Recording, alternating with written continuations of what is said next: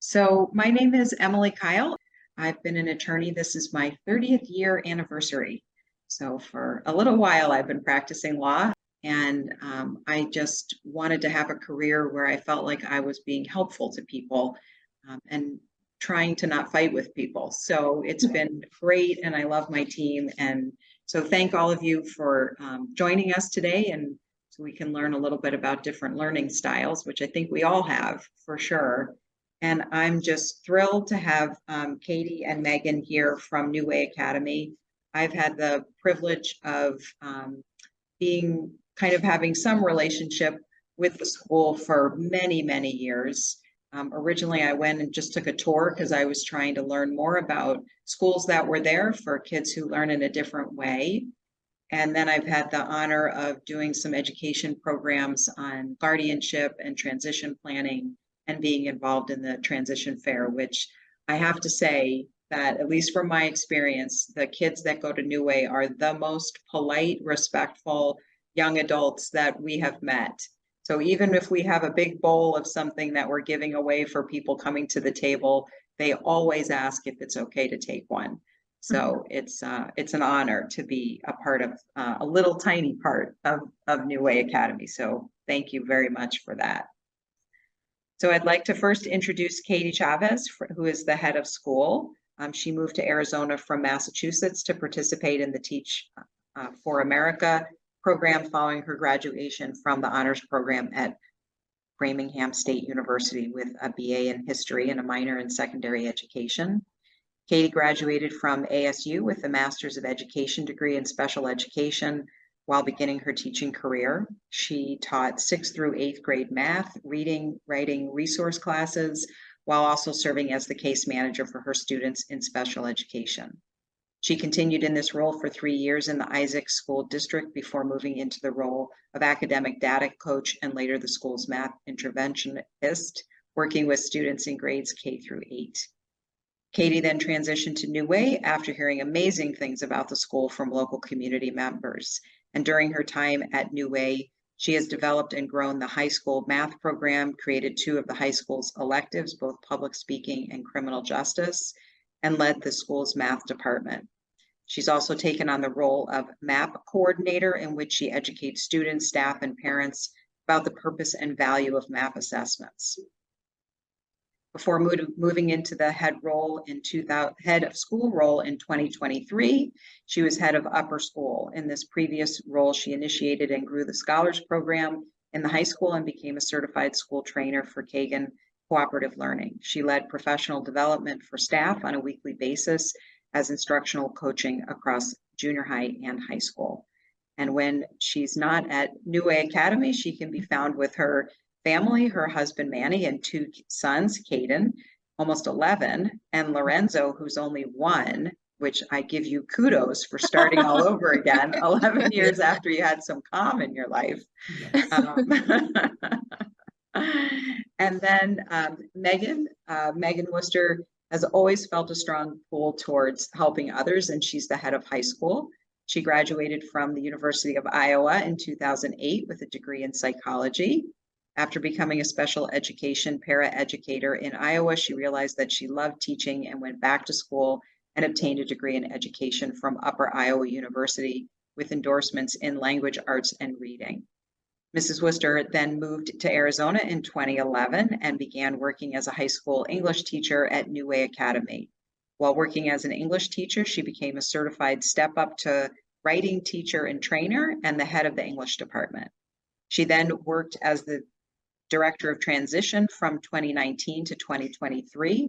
And in that role, she rebranded and restructured the existing program, developed meaningful connections with post-secondary institutions and disability support services, plus created the curriculum for New Way's high school seminar classes. And as I said, she's currently the head of high school.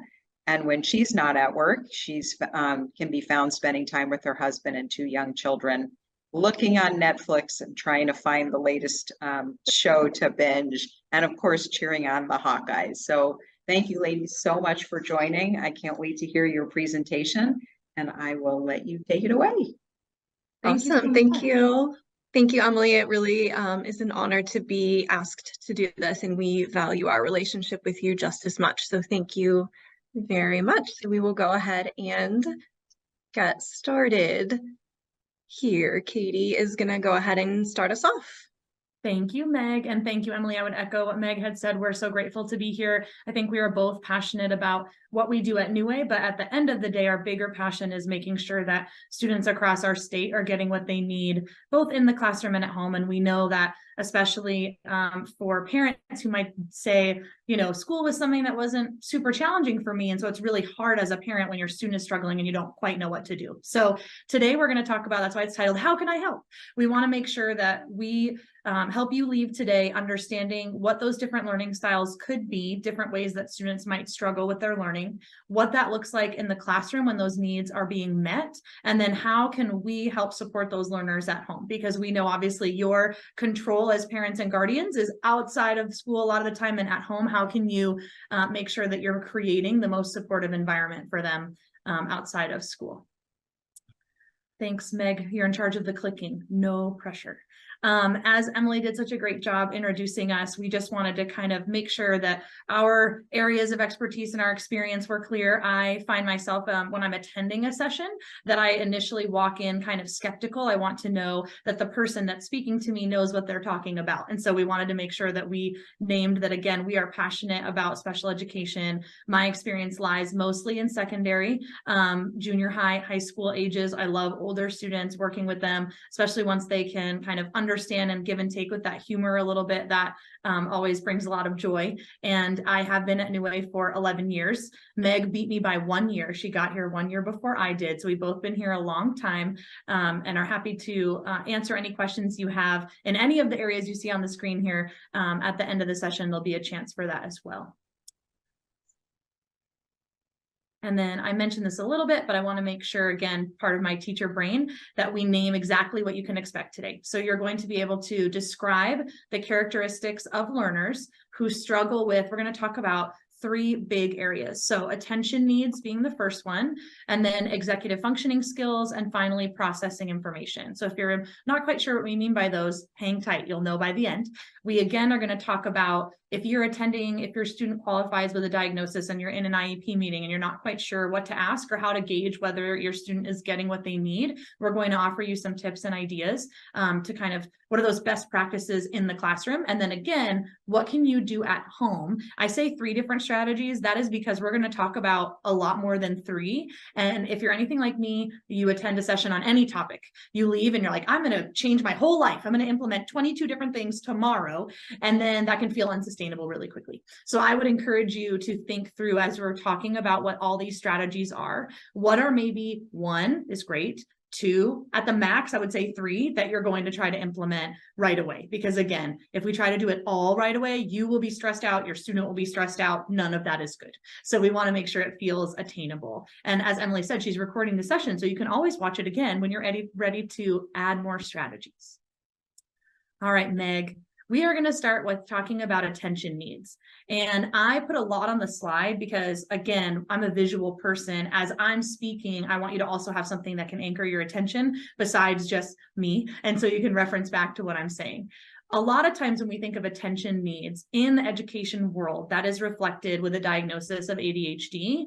However, we know that students, whether they have ADHD or not, struggle with sustaining attention at some times. So the difference would be if your student has a diagnosis of ADHD, in order for that to happen, that means that that difficulty with sustained attention is happening in multiple settings. So their teachers are seeing it at school, you're seeing it at home, it's happening maybe when they're in sports practice or when doesn't matter if they're interested in something or not, it's really hard for them to sustain that attention. And it's a medical diagnosis.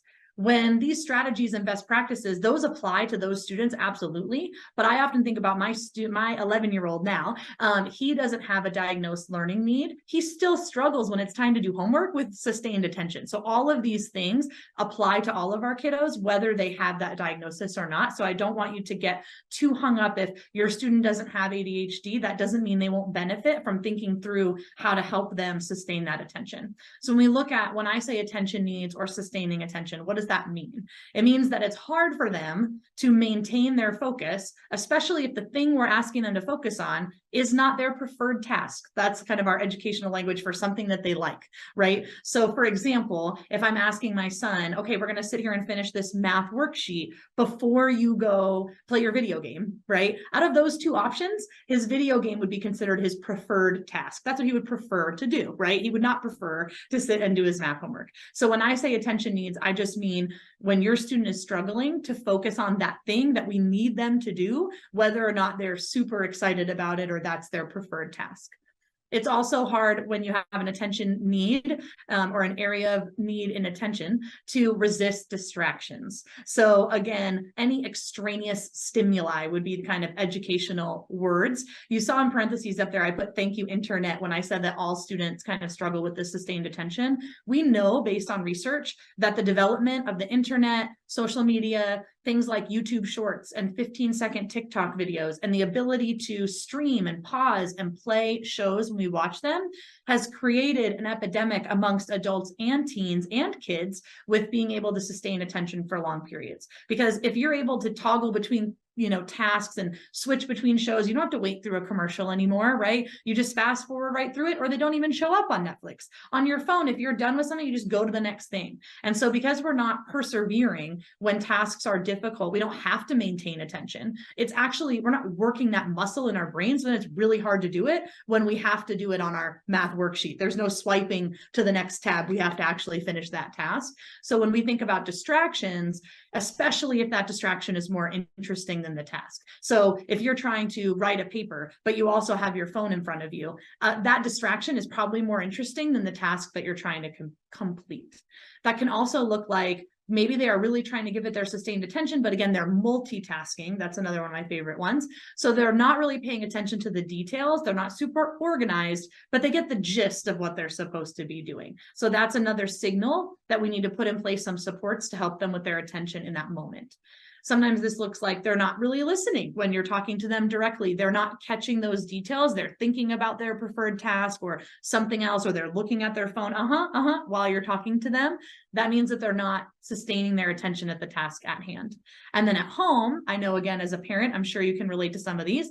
This looks like, okay, I need you to take the chicken out to thaw before I get home, and you come home and the chicken is not on the counter thawing, right? Or they've affirmed they heard your direction, but they're not following through on making their bed or finishing their schoolwork. They start it, but it doesn't ever get completed. And the reason we say that is a sign of an attention need in that moment and support is if we can't give it another cause. So that means that it's not because they didn't understand the directions, and it's not that they're trying to be oppositional. So if you say to your student, okay, I need you to make your bed, brush your teeth, get dressed, and they're like, okay, got it, but they don't finish those tasks, and they're not doing it because they're like, I'm not going to do that. That would be oppositional if they were intentionally not doing it. We're talking about the kids who are well-intended to start, but they don't get quite done that task list. So when we say attention needs, that's what we're talking about. So what do we do to help those students first if we're talking about the classroom? Thank you, Meg. It's a lot of clicks. One area that I like to think about when we're talking about, the word we might use is accommodation, which means we're not changing what's expected of the student, but we are accommodating in a couple of different areas. We're making adjustments that don't change the end product that student is meant to complete. And any student can have an accommodation, because I'm not asking you to change like the end goal or the expectation that the student meets that objective. These are just little tweaks that don't change the meat of what you're asking them to do. So one category that I often encourage teachers to think about is the setup of your classroom. Sometimes I call them Pinteresty classrooms. You've probably seen pictures of ones that are like all out themed. My classroom's a jungle, and there's like stuff hanging from the ceiling, and there's things just everywhere on the walls, at the tables, there's just stuff everywhere. Well, if you think about what I had just said about challenges with sustained attention can include being able to kind of filter out those distractions. All of that super cool stuff that's happening is probably more interesting than what you want that student to focus on, right? If you want them to look at the board, you want them to refer to a chart, you want them to read their book. If they're struggling to kind of filter out those distractions that are around them, we need to help them by minimizing we call it again, extraneous stimuli, all that extra stuff. So at New Way and at schools that really work to meet our students' needs with sustained attention, you'll find that the classrooms, they feel physically calmer. We encourage our teachers to minimize distractions. Only, you can have pictures of your kids and your spouse and your preferred interests and all this stuff so kids can get to know you, but it needs to be in the back of the room and it needs to be within like a bordered bulletin board, right? It's not all over the place. When we think about if we're teaching about a specific skill, you definitely want an anchor chart, but maybe there's one side wall in your classroom where all your anchor charts are, and that's all that's there. We're not putting up a bunch of cute like gorillas or monkeys or whatever goes with your jungle theme, because kids will want to look at that, like look at that cute little monkey face, and not what you're asking them to do, especially if what you're asking them to do is hard, right? So we don't want to add to those distractions that they find maybe more preferable. We also encourage, if students struggle with sustaining attention, sometimes the phrase is a peer model. So we encourage our teachers to think through their seating, because like we talked about, if you've given that student multiple directions, they want to complete those directions. They're not trying to be oppositional, and they understand what you're asking them to do, but it's hard for them to get all the way through to the end because of that struggle with attention. It's really helpful if there's a peer near them who is good at those things, because what we want our students to do, especially as they get older, is recognize, oh shoot, I got totally off task. I started thinking about what I'm going to have for dinner, and I know I'm supposed to do something right now, but I don't remember what it is. Hey, Bob, what am I supposed to be doing right now? Right? You want that peer model that can help them so that it's not always they're on an island or they're always asking the teacher. Because at a school like New Way, where our classes are smaller and we build that rapport with our teachers and our students, sure, they might feel comfortable asking their teacher. But students that can, go to like a larger school and there's 30 students in the class, the teacher is not always available, and they're not always going to feel comfortable asking their teacher for help, right? That's also a transferable skill that they can use in the real world, right? I can think of coworkers that if I missed an email, I would go ask them because I know they've read it and probably highlighted it and put it in their planner, what we're supposed to do over the next few days. So those are the ones I'm going to go to and ask. We want our kids to start developing who are those students that I can ask for help. There's nothing wrong with that. I'm still going to meet that objective. I might just need to go about it a different way and get a little bit extra support. And then finally, in our setup, we ask our teachers to think through, and you'll see this again when we talk about how you can support at home. What do those materials look like? Again, you're seeing today, even on these slides, they're super cute. They have stars and they have little things around them. There are ones that have, again, I don't know why I keep going to like jungle theme, but it's true. There's like animals on them. There's stuff. The place for the text is actually really small. And so it's hard for someone who's struggling to filter those distractions and to sustain their attention. It is literally harder for your brain to know what it's supposed to be focusing on. So we encourage our teachers with their visuals, with their handouts, embrace the white space, keeping it a little bit more boring so that it's very obvious where the student's attention is supposed to go. So that's true whether we're talking about the board or a piece of paper. Another category that we think about with our accommodations is the instruction itself.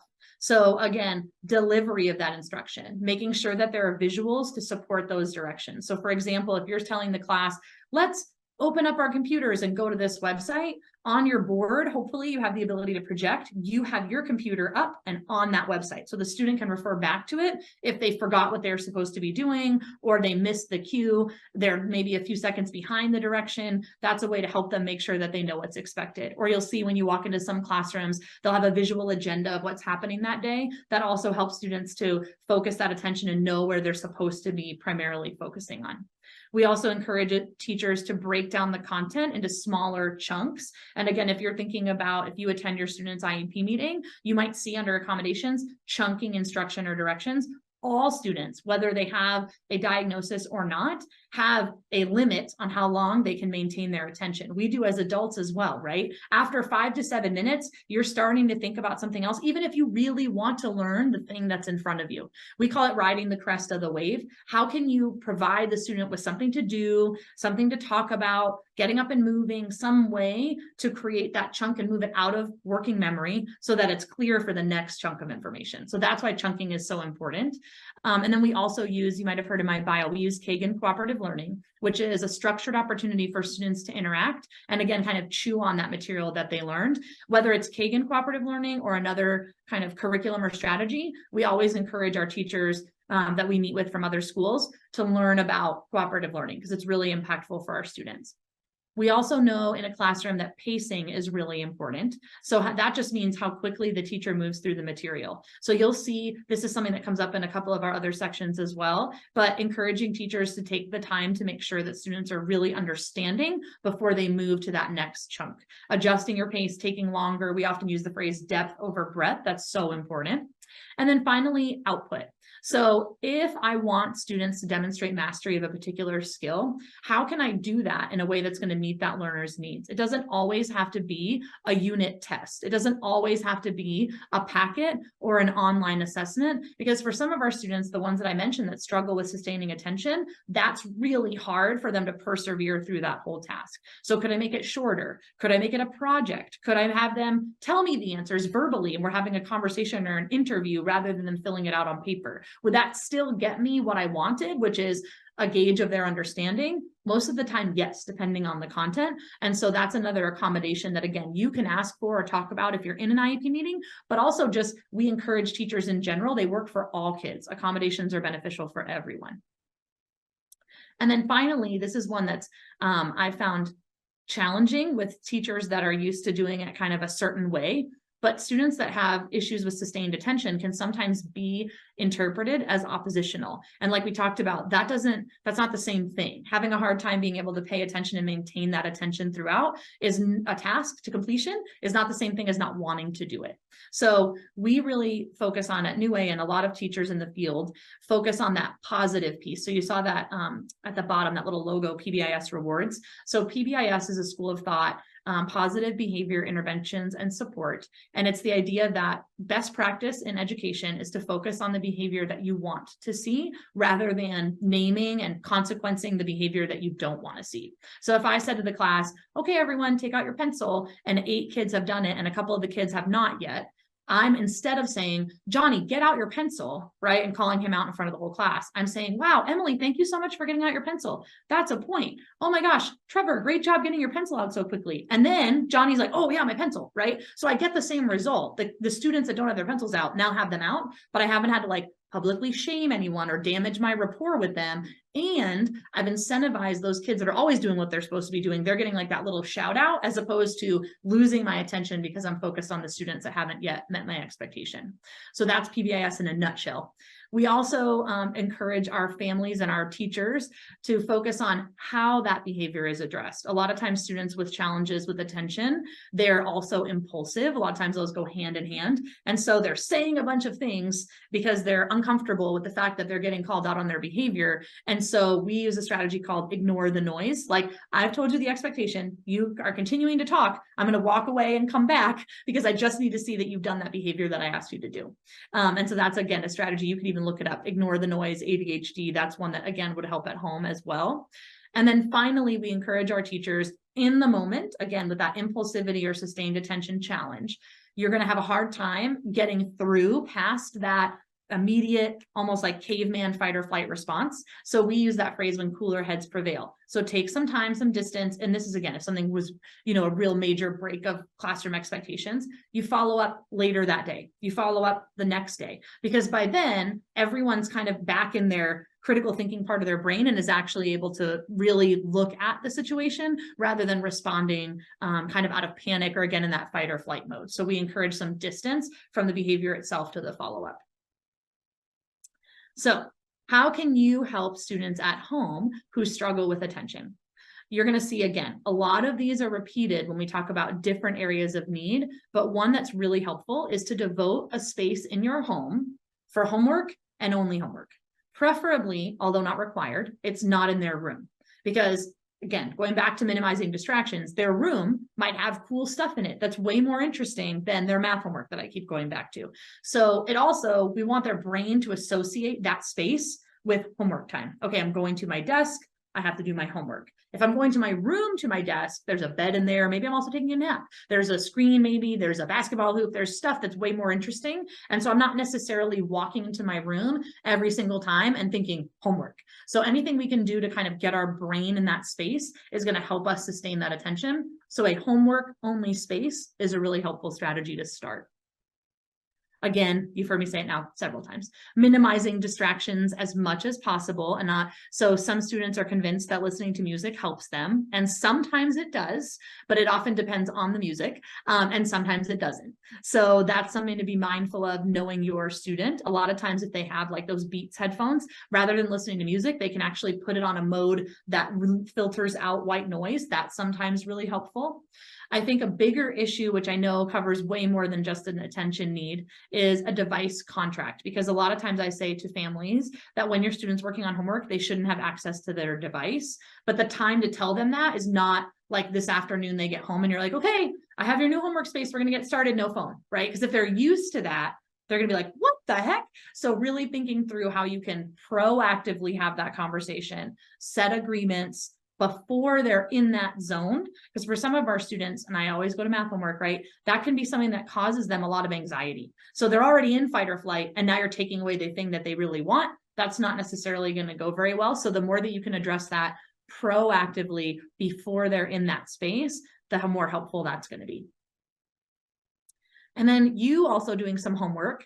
How does your student's school track homework? Is your student expected to fill out a paper planner? Is there an online system? Do you know how to log into that system? Do you know how to check what's going on in that system once you're logged in? Really educating yourself so that you can support your student at home, even if they're in high school and you want them to have that individual, that independent responsibility. I totally get that, and you can get there. But if they're struggling with attention, they need your help. And so helping them by getting fluent yourself in how they track their assignments at their school will help to make sure that that loop gets closed and those assignments get done. So one way to do that, if you're able to log in, for example, if it's an online system, the start of homework time, you're meeting with your student, they're pulling it up on their computer or device, you're pulling it up on yours, you're talking through each one, and you make a checklist of what they need to do that day. Something that is like daily assignments, and then a lot of students have an ongoing assignment, right? Like maybe they have a reading log that's due at the end of the week, they have to read 20 minutes each night, add that 20 minutes to their checklist, right? We're not going to add their reading log that's due at the end of the week to the checklist. It's just one chunk. Tonight, we're going to read 20 minutes. Tonight, we're going to do the first slide of your project. So you really helping them to break that assignment down into chunks and adding it to that checklist is also going to help. Because sometimes, and Meg will talk about this a little bit in her executive functioning piece, but with sustained attention, part of the challenge is also, what does the finished product even look like? It feels so far away, and then they just give up. So being able to help them chunk it and adding that to a checklist that they can check off or that they can erase when they finish each item, it makes it really concrete for them, and they can see that visual progress. Like, oh my gosh, I got this done. Oh my gosh, I got this done. I would also suggest, and again, before you do this for the first time, thinking through what breaks could look like. If your student is spending a lot of time on homework, like I said about riding the crest of the wave, if it feels like an endless adventure of solitude, they're just doing homework for hours and hours, that's going to really affect their ability to do it, and also probably their overall affect. And so working with that student, setting a timer, you work on this for 20 minutes, you can take a break. That is a good strategy in and of itself, but you want to make sure that before you do that, you've defined with your kiddo, what does a break look like? I would not allow the phone or device back during the break, because now their brain is going to be fired up, toggling through tabs, preferred task, yay, fun times, now back to the drudgery. That's going to be a really difficult transition for most of our students. So a break could look like having a snack, talking to me about your day, taking a lap around the house, those things that are, maybe they have a fidget they like, or maybe that, what are some breaks that aren't going to be completely overstimulating and making that transition back to task more difficult, but are still going to allow them to reset before they go back. And then obviously timing your break too, because otherwise your break could be very long. And then at your IEP meeting, if that's something that applies to you, you can also, request, could my student have shortened assignments or less problems? So a lot of times in math, if we're, factoring trinomials at the high school level, if my student can do that in 5 problems, could that still count instead of having them having to do all 20? And a lot of times that's a really common accommodation that schools are happy to give, because it doesn't change, again, the benchmark. They're still doing that thing, in this case, factoring trinomials. They just don't have to do it as many times, because for them, it might take them longer to get through that. And it'll feel a lot more bearable if it's less, a shorter assignment. And then finally, this one is really important. your student, if they've struggled with homework in the past, being really focused on what behavior you are wanting them to exhibit rather than perfection in the finished product. So what I mean by that is when they're working on their math homework, for example, you can still, if it's expected that you're correcting it or something like that, that's fine. But your feedback to your student is, oh my gosh, Johnny, like you worked on your homework for 20 whole minutes and earned your break. I know that that is not your favorite activity. I am so proud of you. You've earned fill in the blank with that thing that they've earned. Again, I would keep it device free, but that's just me. I know a lot of people do that, right? Like you've earned 5 more minutes of iPad time. That could be an incentive. Maybe they just want to play catch with you outside. That could be the thing that they earn from doing such a great job meeting your expectations, again, with the behavior of persevering through and completing that homework. Because for some of our students, growth mindset is something that we really want to develop. They have a fixed mindset. I'm not good at school. I'm not good at this. And so the more that you can help them have a growth mindset about those behaviors and really reward them for doing the behavior of learning or working on their homework, the more successful they're going to be and the better they're going to feel about it. Awesome. Thank you, Katie.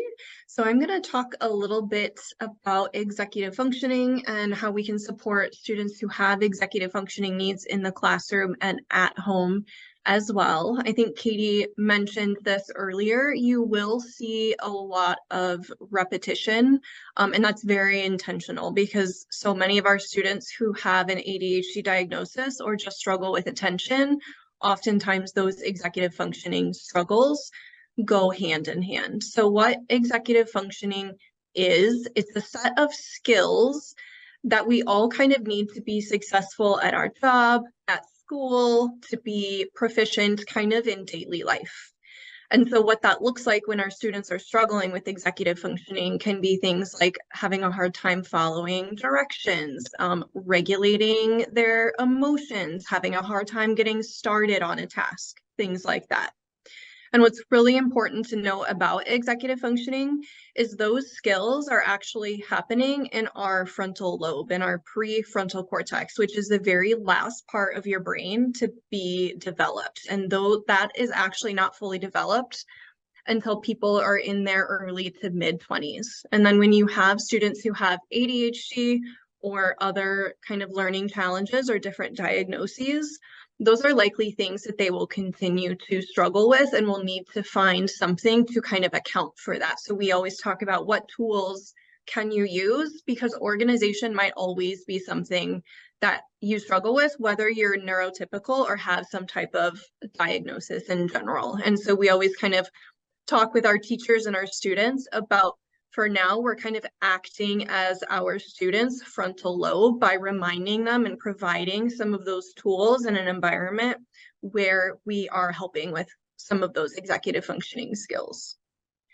So if we have a student, and again, all students up until their early to mid-20s are going to struggle with executive functioning because that part of their brain is not fully developed. So whether they have ADHD or not, whether they have autism or not, it is normal for students to struggle with all of these things. I have 2 kids, one of which who is neurotypical and then one of which has an ADHD diagnosis. And I can look at this list and say like, oh, my daughter who doesn't have a diagnosis struggles with these things and my son struggles with these things. So I think these are often just helpful overall best practice for even the general education classroom and any students at home.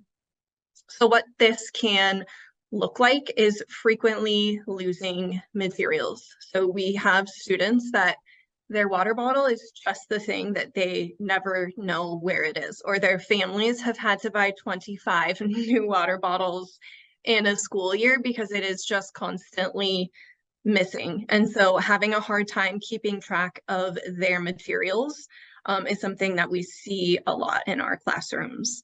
Sometimes it looks like having a messy backpack or a messy binder or a messy bedroom or having a messy desk and then not knowing how to fix that as well, not knowing how to organize or tidy. Those are things that are often really tricky, not knowing what paper goes in what tab, not knowing how to organize their Google Drive documents properly. That might be something that is lacking. A lot of times we also see our students or even our kids at home having a hard time just getting started on something. So they've been assigned an essay or a math worksheet, and they just kind of sit there. And again, as to Katie's point earlier, that's not because they are avoiding getting started. It's not because they don't want to. It's maybe not even because they don't like the class. It's they're truly figuring out what is the first step. I don't know what this first step is. So oftentimes that's presented as kind of like paralysis when presented with a task. Following multi-step directions is something that's really tricky for students who are struggling with the executive functioning. I know for my son specifically, our morning routine up until recently, and he just turned 11, was really, really, really hard. So it was, okay, we need to remember to brush our teeth and put our deodorant on and make our bed and feed the animals. And he would go do one thing and then he'd be back thinking that he was done. And again, it was not because he was being defiant.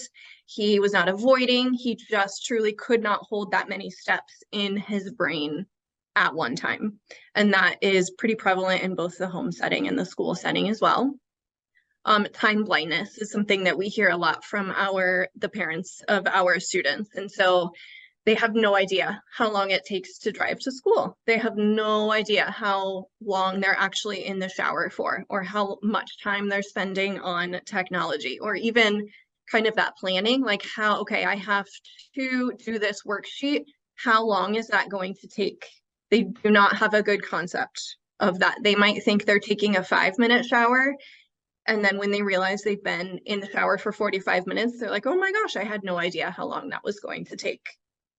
Our students who have a lot of missing assignments, often because of executive functioning struggles. Sometimes it's because they did the assignment and forgot to turn it in. Sometimes it's because they weren't aware of the due date. They couldn't remember what the due date was. That one is for all sorts of different reasons. Sometimes they can't remember the steps it takes to submit an assignment. Sometimes it means they've lost the paper. Sometimes it means they lost the planner where they tried to track the deadline, but that materials management piece kind of comes into play as well.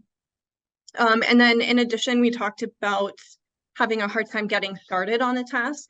Sometimes that's not the hard part for our students. Sometimes they're able to get started right away, and then perhaps they don't finish, or they get distracted by something, and then we never see that assignment again, or it's half done and completed. And so that follow through, that kind of making sure that you've met assignment expectations or put thought into the details that go into that, is something that can be really difficult for our students that struggle with those executive functioning skills.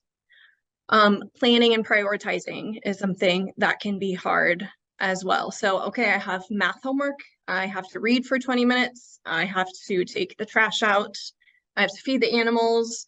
I don't know where to start first. So that checklist that Katie was talking about when we were talking about attention needs, those things go hand in hand as well. So figuring out, I have this assignment that's due tomorrow, but I also have my reading log and I'm supposed to read 20 minutes, and I have this long-term project. Like, I have no idea where to start or what to start with first, because being able to kind of rank the importance or the urgency of things is something that is just a skill that some of our students don't quite yet have.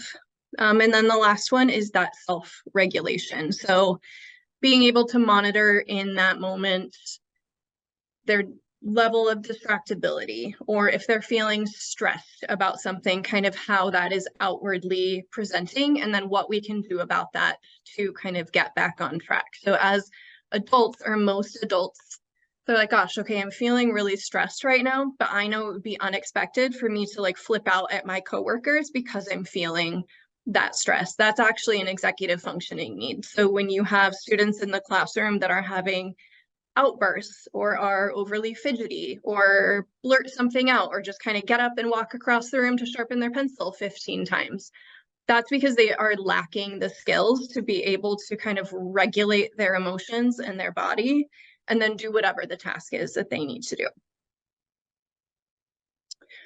So we could talk probably for like 5 hours about executive functioning skills. So I just want to name that the best practices that we're talking about for school and home.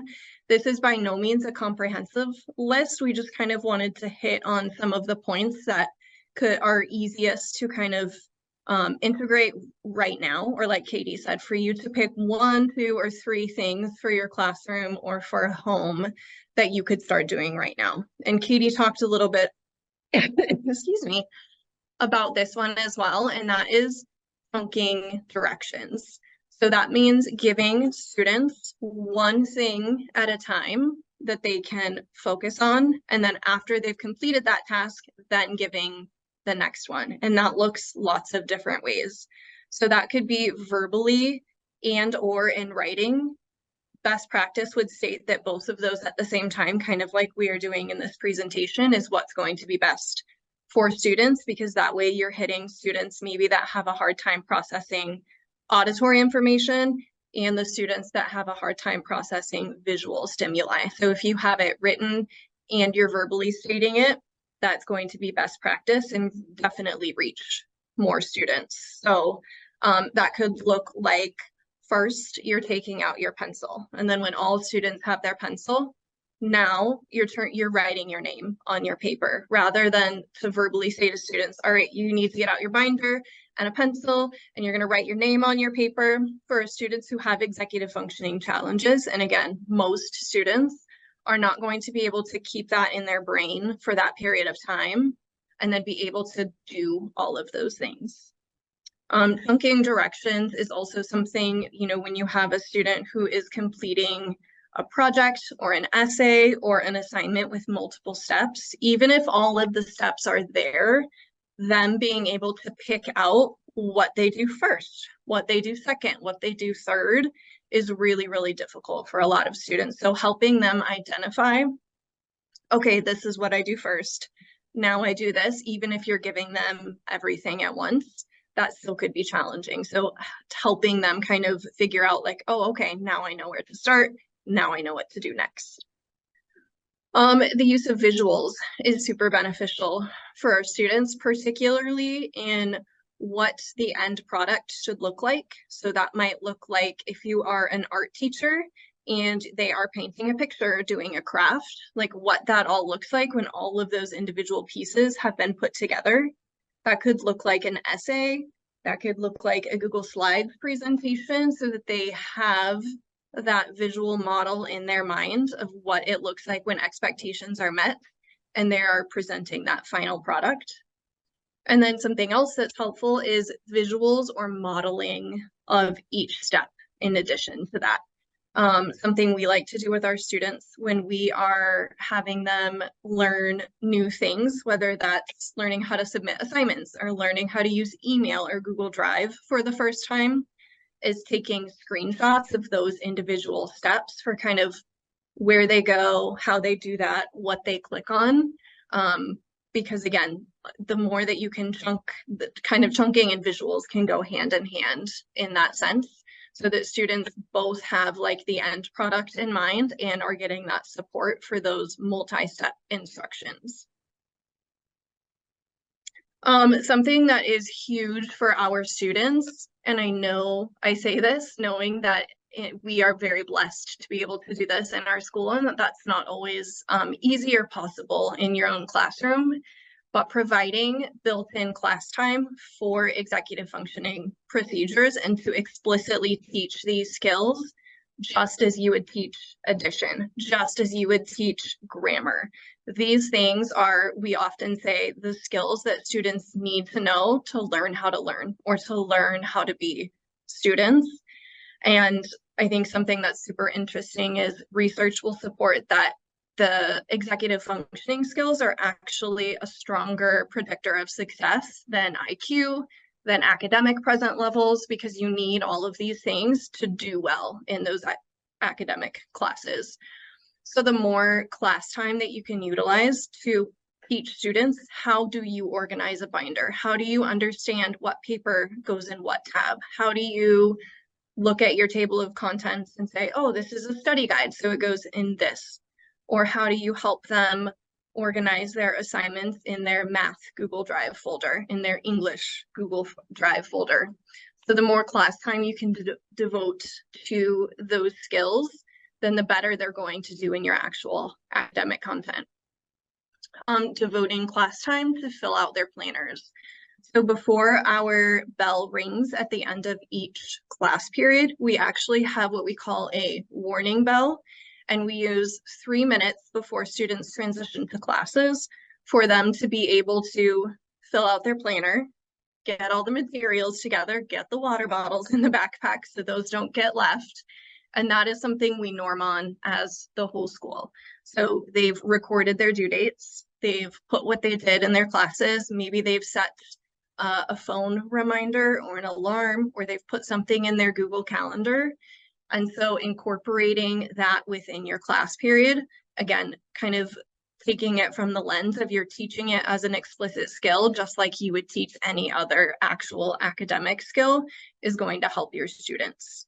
And then long-term planning as well. So if you're assigning a project or an essay, helping students understand kind of what each day looks like for them to be able to meet that end goal. That is something that's really, really hard for most students, is being able to tackle something that's long-term and make sure they're doing it well and that they're managing their time appropriately. And then something else that's super helpful is having visual schedules and agendas. So for our upper grades, what that looks like is at the beginning of class, you put kind of a bullet pointed list of what they're going to be doing. So we'll start with bell work, and then we're going to go into a 10-minute lecture, and then we're going to work with our shoulder partners, and then you're going to take an assessment at the end.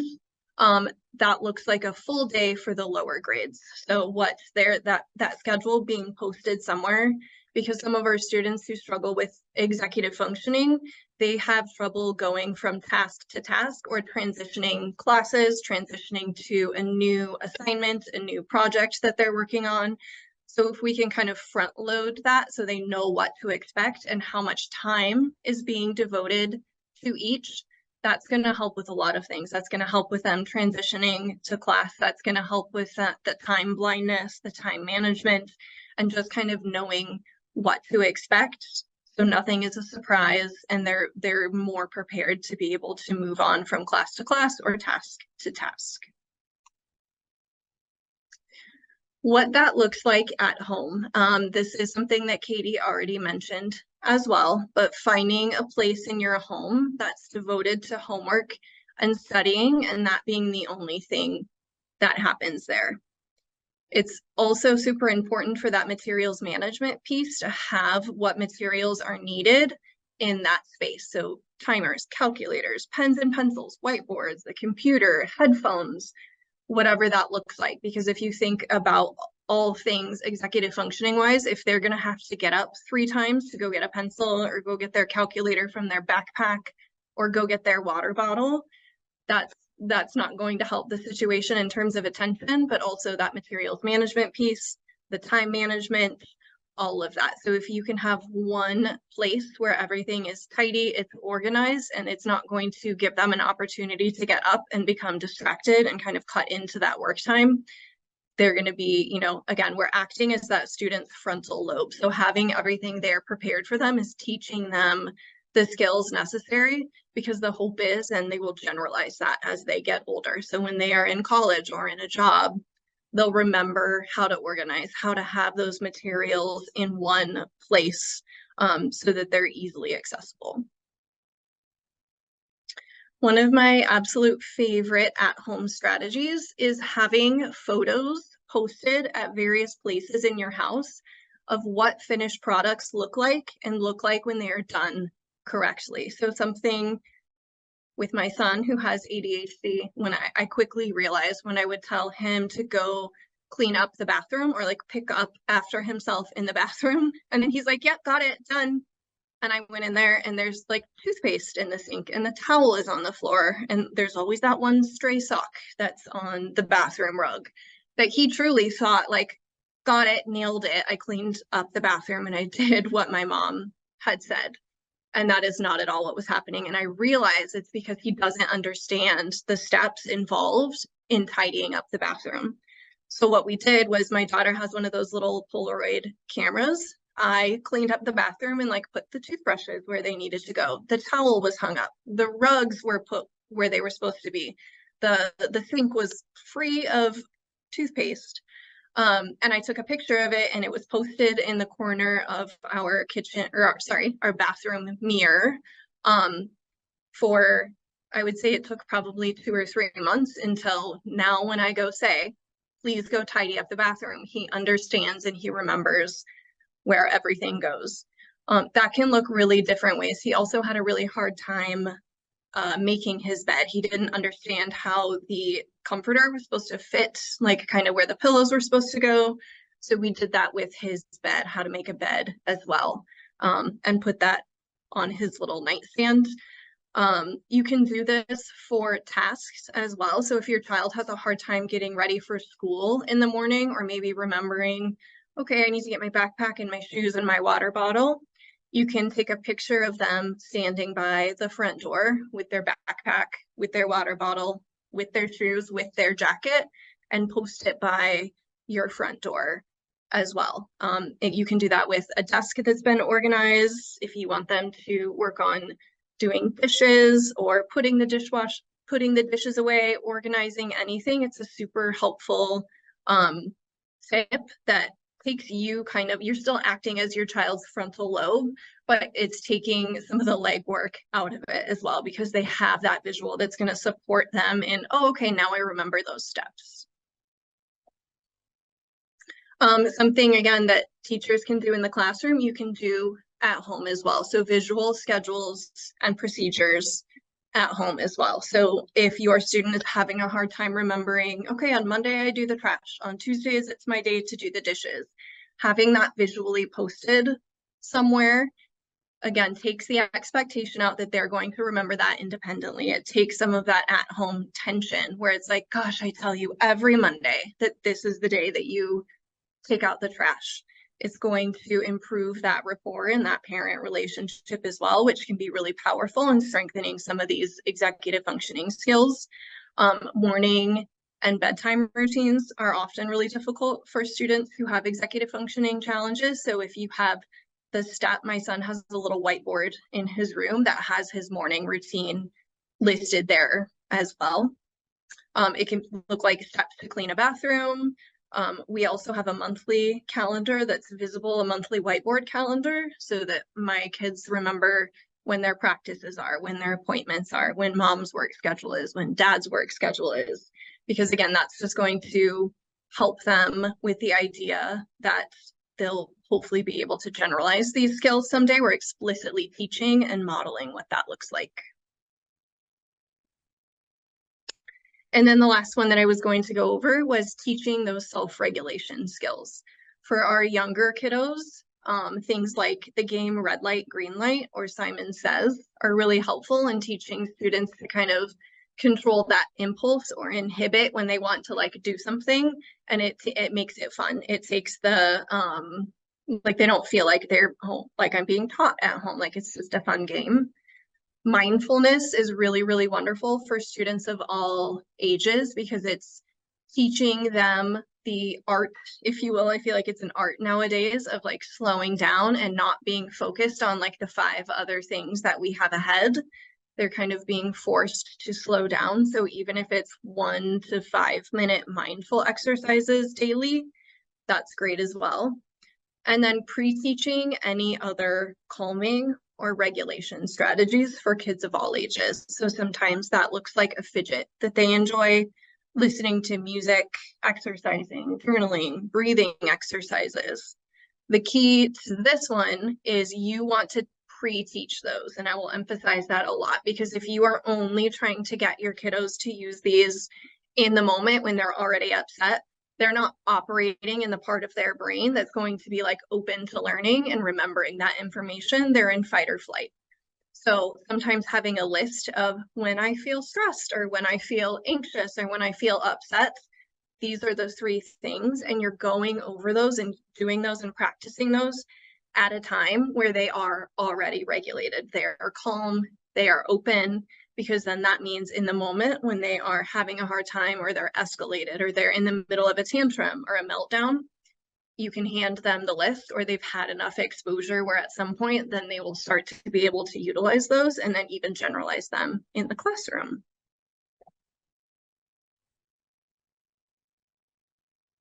Oh, Katie, you're muted. Yep, sorry, a classic Zoom mistake. I think we underestimated how much Meg and I can talk about each of the things that we wanted to talk about today. So we don't really have time for the third one. We'll have to do a part 2, I guess. If you're interested in the mindfulness piece, I just wanted to name that the Headspace app is great. The Calm app is great. And then YouTube also has some short like videos that you can walk through with your student when you're pre-teaching those things. Meg, will you just skip a couple slides ahead to that last one about things that they can do at home? So I think it's up one more this way, one more back. Oh, sorry. That's okay. Oh, there it is. Because a lot of these, again, are really similar to what we've already talked about. I think just to reiterate, as much as you can, you know, when you're helping at home, we don't want to set up an adversarial relationship with you and your kiddo. And so I think, you know, if they're into sports, you can use that analogy of a coach and a teammate, that you are there to help them. I think walk alongside them as much as you can. A lot of students at New Way, when they're reading a book in class, their parents will get the same book and read it at the same time. They'll read it together as a family. They'll do the audiobook, you know, kind of on their way to school in the morning. It can really be a source of bonding and connection for you and your kiddo if it's done kind of in that positive, supportive way. And then also, again, one of the things that we did not yet talk about that came up a lot with processing information, which was that last category, is understanding and using assistive technology. So there are some great Chrome apps. They're totally free, or extensions to add to Google Chrome if you use that as your internet browser, that help with things like text to speech and speech to text. So Grammarly, Read and Write, those are ones that we use with a lot of our students to help them, again, reach that target or that goal while still getting support for the areas where they need that extra help. I just wanted to call out again at the bottom, you see it there in bold.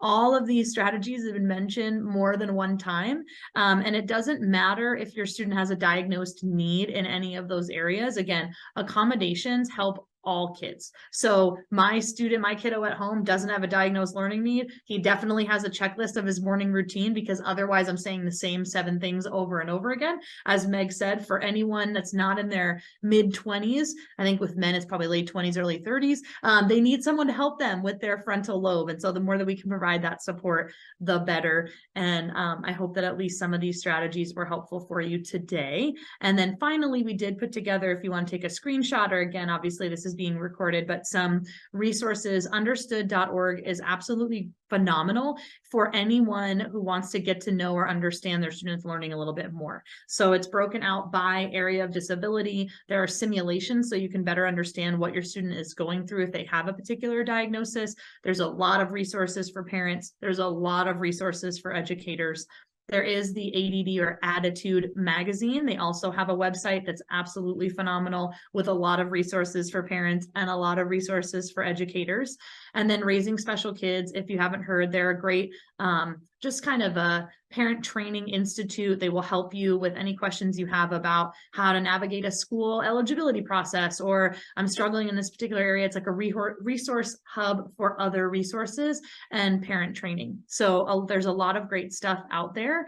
And yeah, we hope that you got something useful out of today's presentation. If you have any questions, that's part of the reason I wanted to make sure we left a couple minutes. If you had any questions you wanted to throw in the chat, I think that's on the last slide, Meg, the next one. We just really appreciate that you are here today, taking a little bit of time out of your day to learn some things. So if you have any questions before we leave, please feel free to put those in the chat. So thank you guys so much. It was a fantastic presentation, as I knew it would be. It's so interesting because I think so many of the techniques you're talking about are things that we also use in our everyday life, right? So you have a task at work. For me, it's getting through 5,000 emails that I have to chunk. And I say to myself, okay, well, I'm going to do email from this time to this time. I'm going to see how many I get through.